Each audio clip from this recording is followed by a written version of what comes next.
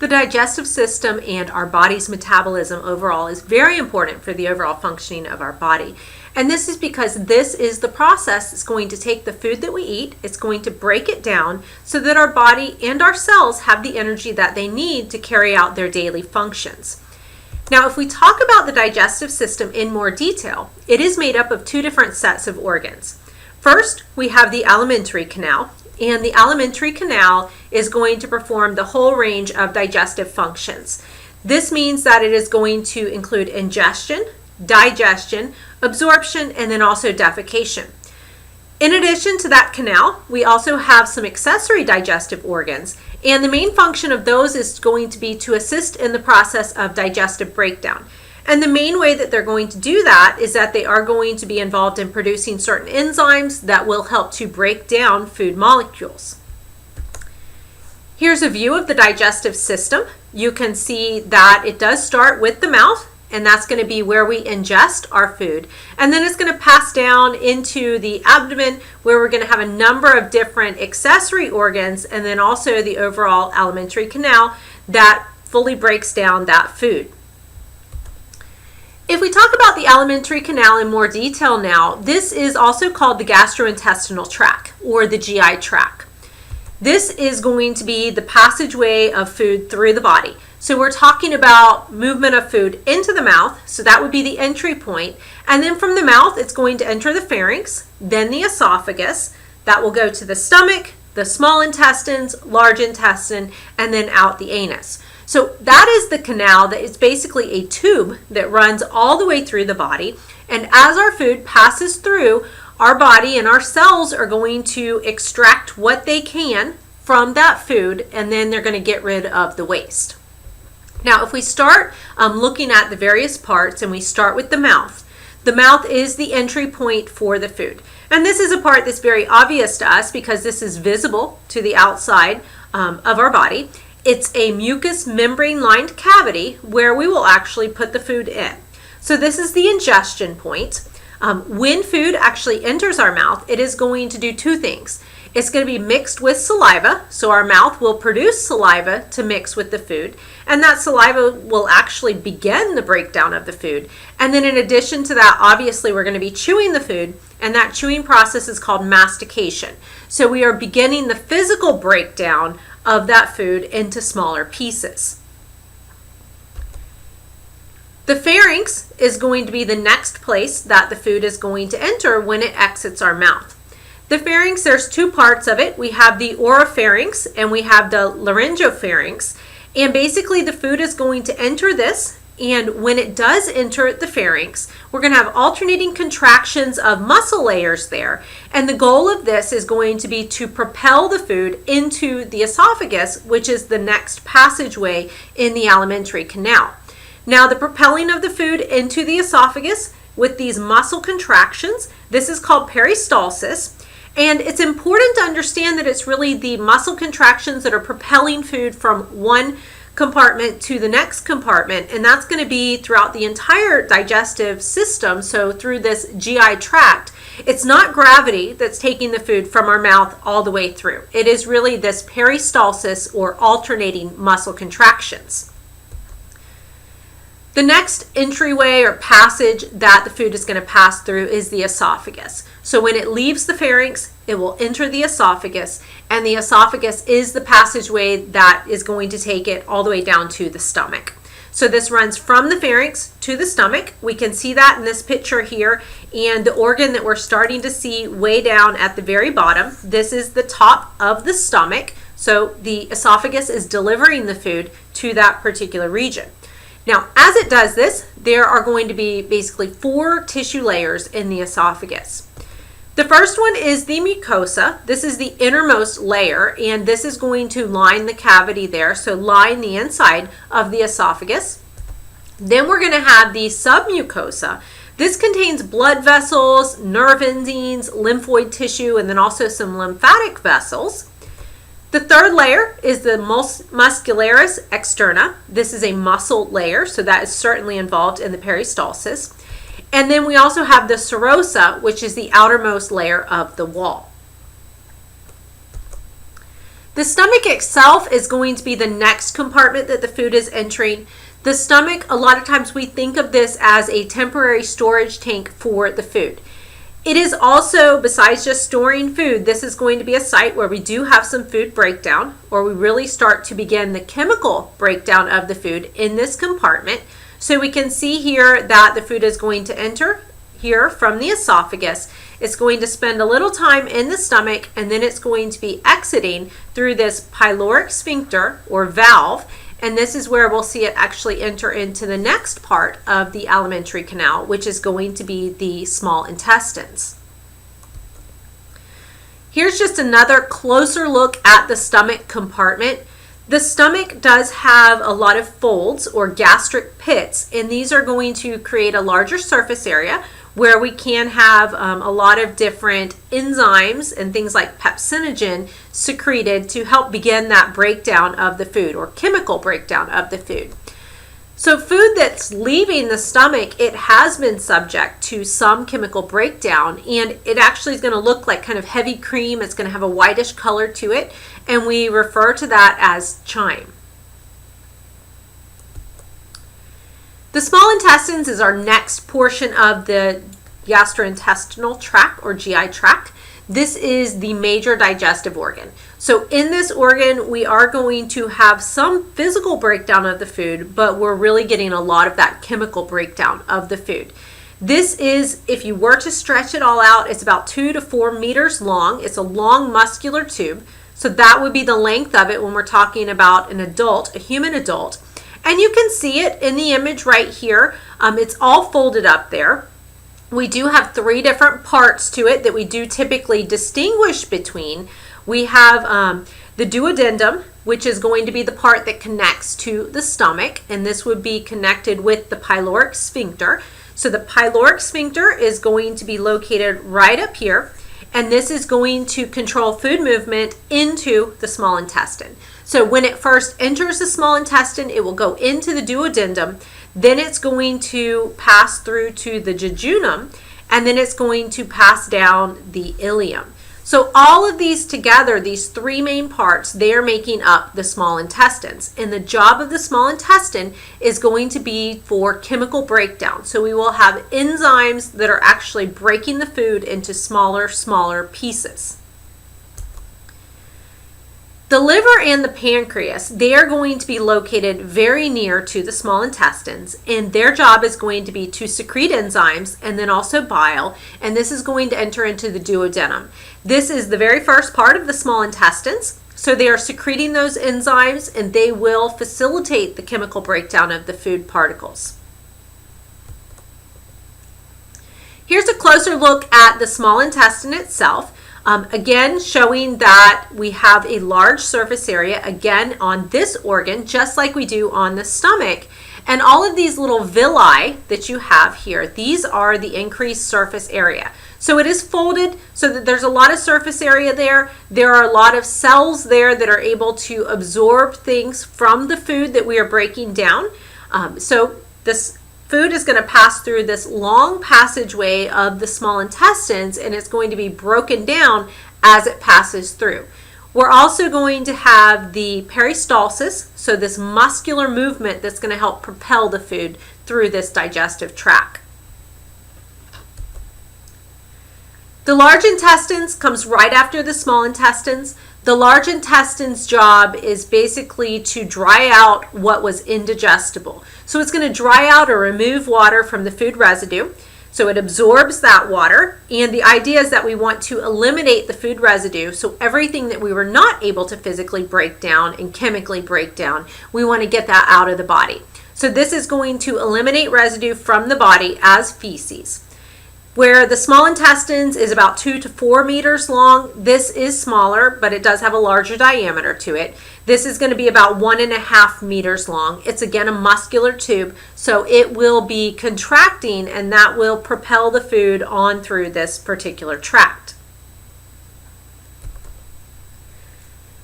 If we talk about the teeth are certainly involved in the breakdown of food. These have a bigger role in the actual physical breakdown of the food, because if you think about teeth are for chewing, or mastication is the formal word for referring to chewing. So they're going to be chewing the food, breaking it down into smaller pieces. So begin to break it down, but that's also going to help the food to enter the GI tract as well. You can see here some of the different teeth that we have. The first picture on the top is showing what we call the deciduous teeth or the milk teeth. These are going to be the teeth that we do lose as we get older. So they will be the first teeth to come in a baby or in a toddler and a child. And then later, those deciduous teeth or milk teeth, they're going to be replaced by the permanent teeth. So typically, by the time someone is a teenager, they have pretty much all of their adult or permanent teeth at that point in time. And we do have teeth that have different shapes to them, and those different shaped teeth have a different really overall role in the chewing process. Some of them are more for mashing, some of them are going to be more for breaking or cutting, chewing purposes.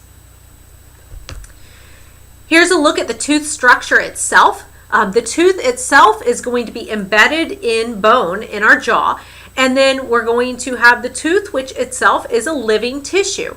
Inside of it, we have a root. That root canal is going to contain blood vessels and then also nerves.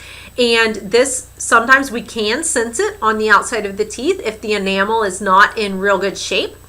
We do have the enamel though on the outside, and that's going to provide a very solid outer covering that helps to protect these structures that are so important in the breakdown of the food. The salivary glands, these are going to be located throughout the mouth. These, you can see there's 3 different salivary glands here. So we've got the sublingual gland, the submandibular gland, and then also the parotid gland. Their job is going to be to secrete saliva. So they are secreting the saliva into the mouth. The saliva itself contains some digestive enzymes such as salivary amylase. It's moistening the food, it's binding the food together into what we call a bolus, and it's beginning that chemical breakdown.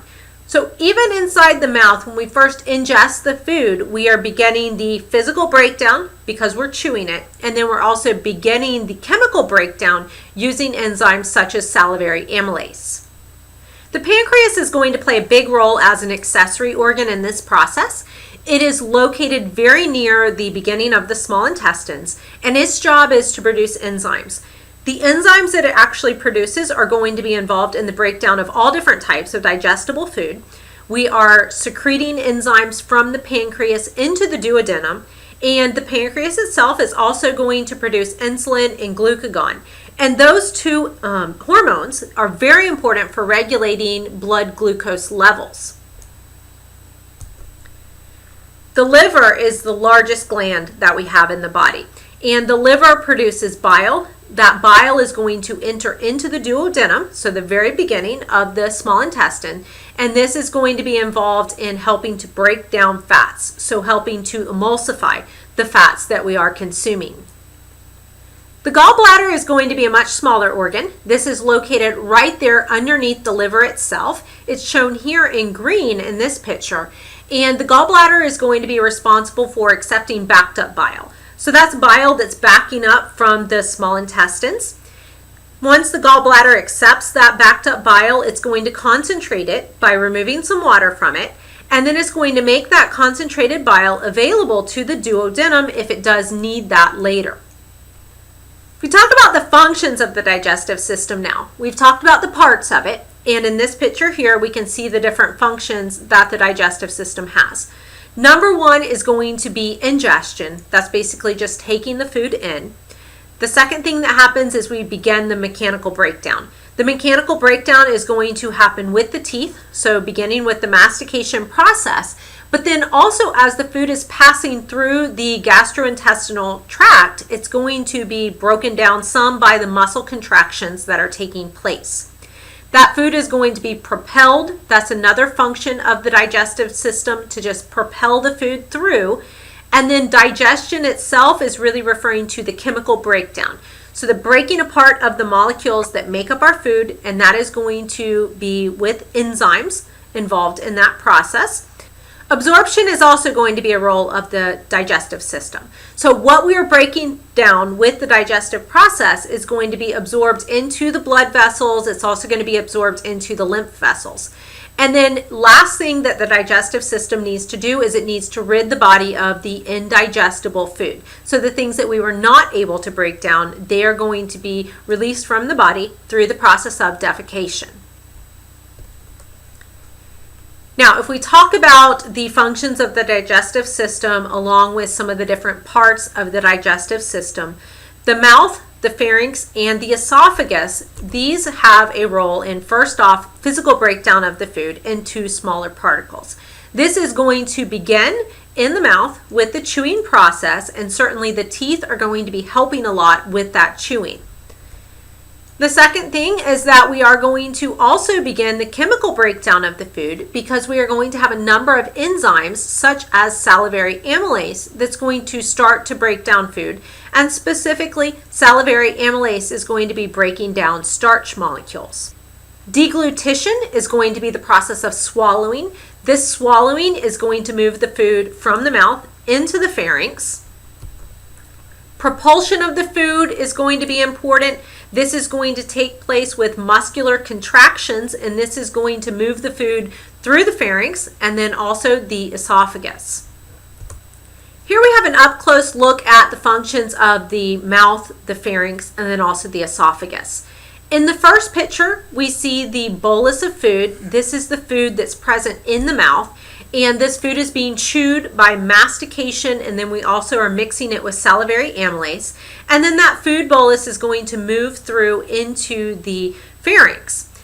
Now, the upper esophageal sphincter is going to be contracted initially, but when that sphincter is relaxed, then this food bolus is going to be able to enter the esophagus. And once it's entered the esophagus, we're going to see some muscle contractions that propel the food down, and it's going to travel down to the bottom of the esophagus, which is where the stomach is going to be located at. And when it gets to that location, then we will also have some sphincters that are relaxing that are going to allow the food bolus to enter into the stomach. Now, the stomach itself, this is going to be responsible for chemical breakdown. This is where we're going to see secretion of gastric juice. We're going to have pepsinogens, mucus, hydrochloric acid. All of these things are going to be secreted, and these are going to function to start to break down that food chemically. The pepsin and the renin, they are going to be involved in digesting the protein. This just begins the chemical digestion though.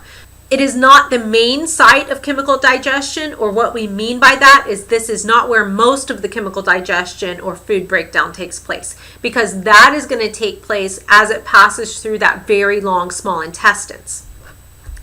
The stomach also has some compression that takes place, and that does physically break down the food into smaller pieces. Here's a look at the stomach itself. At the very bottom of the stomach, we have the pyloric valve or the pyloric sphincter. This sphincter is going to be involved in letting the food pass from the stomach into the duodenum. So when it is contracted or closed, the food cannot get through, and then as it opens, the food is going to pass into the duodenum. The small intestines is going to be where most of the chemical breakdown actually occurs.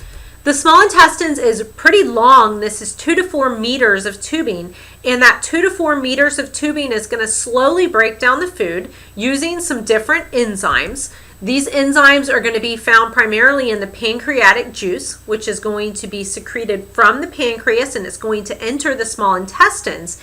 And it's going to take our food about 3 to 6 hours to pass fully through the small intestines. So as it goes through, we are slowly breaking it down with this pancreatic juice, and this is breaking down all different types of particles. So we've got carbohydrates and proteins and fat molecules as well that are going to be broken down in the small intestines. In this slide right here, we see the stomach along with the beginning of the small intestines, and we also see some of the accessory organs like the pancreas, the gallbladder, and the liver. Now, when the food starts to leave the stomach and enter the small intestines, this is going to take place through the pyloric sphincter. This food, which is leaving the stomach, is going to be called chyme, and it resembles heavy cream in appearance. And the leaving of the stomach area, this is going to stimulate the release of what we call CCK and then also secretin.